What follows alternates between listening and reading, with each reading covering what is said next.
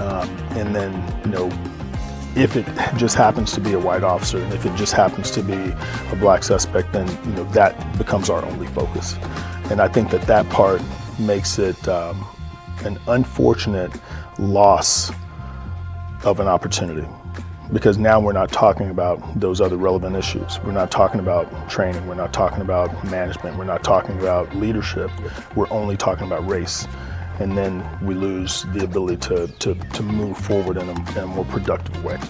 As a young man growing up in South LA, I was stopped, like much of our community members, by the police. And I don't think that we have a problem being stopped.